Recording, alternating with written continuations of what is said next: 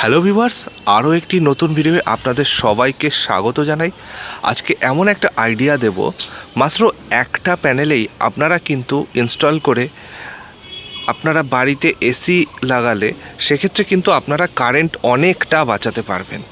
কিভাবে পুরো আইডিয়াটা আমি আপনাদেরকে দেব, সো পুরো ভিডিওটা দেখুন। আমি প্রথমেই বলেছি যে আপনি যদি অফগ্রিড সিস্টেমে এসি ইনস্টল করতে চান সেক্ষেত্রে আপনাকে 3 কিলোওয়াট পর্যন্ত 3 kilowatt minimum solar panel install করা দরকার। কিন্তু এখানে আমি বলছি যে একটা প্যানেলে আপনারা কি করে করবেন। অবশ্যই সেটা অফগ্রিড হবে না, সেক্ষেত্রে সেটা হবে হচ্ছে অনগ্রিড সিস্টেম। এবার অনগ্রিড সিস্টেমের জন্য আপনাদের কি করতে হবে, আপনাদের অনগ্রিড সিস্টেমের জন্য অবশ্যই সেটা এসি প্যানেল করতে হবে। এসি প্যানেল বলে অ্যাকচুয়ালি কিছু হয় না। প্রত্যেকটা প্যানেল থেকেই যে ইলেকট্রিসিটিটা জেনারেট হয় সেটা হচ্ছে ডিসি হয়।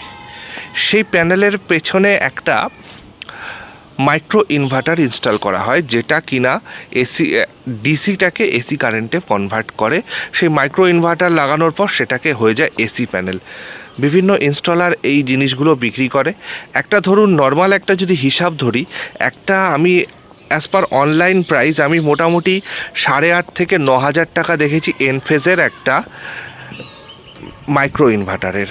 আর সাথে ধরুন একটা প্যানেল ধরুন যদি 9,000 টাকাই ধরি, আর একটা প্যানেল যদি 20,000 টাকা ধরি, 440 ওয়াটের। বিভিন্ন কোম্পানির কিছু কোম্পানির 485 ওয়াটেরও আছে, এক্সাইডের আবার 585 ওয়াটের প্যানেল আছে।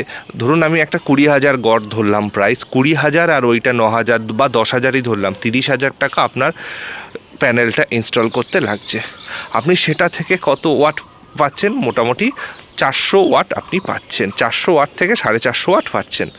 এবার আমাদের যখন এসিটা চালাই, যে স্টার্টিং লোডটা নেয় ঘরটা ইনভার্টার এসির কথাই বলছি, স্টার্টিং লোডটা মোটামুটি 1,500 2,000, কিছু এসির ক্ষেত্রে 1,800, কিছু এসির ক্ষেত্রে 1,400 এরকম নেয়।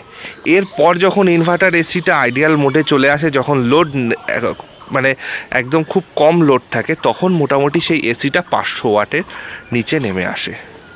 তো এখন দেখুন, আপনার এসিটা যখন 500 ওয়াটের নিচে নেমে আসছে, তখন কিন্তু আপনার সোলার প্যানেলে পুরোপুরি লোডটা চলে যাচ্ছে। অর্থাৎ আপনি বুঝতে পারছেন যে একটা প্যানেল লাগিয়ে কিন্তু আপনি ইলেকট্রিক বিলটা অনেকাংশে কম করতে পারছেন।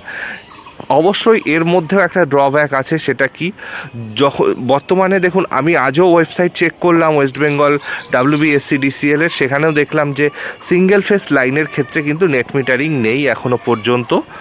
সুতরাং সেক্ষেত্রে কিন্তু আপনারা নেট মিটারিংয়ের সুবিধাটা পাচ্ছেন না, যে কারণে আপনি দিনের বেলা যদি আপনি এটা চালান, ইউজ করেন, এটা ইনস্টল করা খুব ইজি।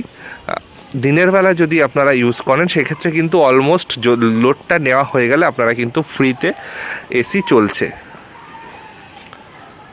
সো ভিউয়ার্স, আইডিয়াটা কেমন লাগলো অবশ্যই কমেন্ট করে জানাবেন। আর সোলার সম্পর্কে কোনো প্রশ্ন থাকলে অবশ্যই কমেন্ট বক্সে কমেন্ট করবেন, আমি চেষ্টা করব আমার সাধ্যমতো আপনাদের উত্তর দেওয়ার। ভিডিওটি ভালো লাগলে একটা লাইক করবেন, আর আমার চ্যানেলে নতুন হলে আমার চ্যানেলটিকে সাবস্ক্রাইব করে আমার পাশে থাকবেন। ধন্যবাদ।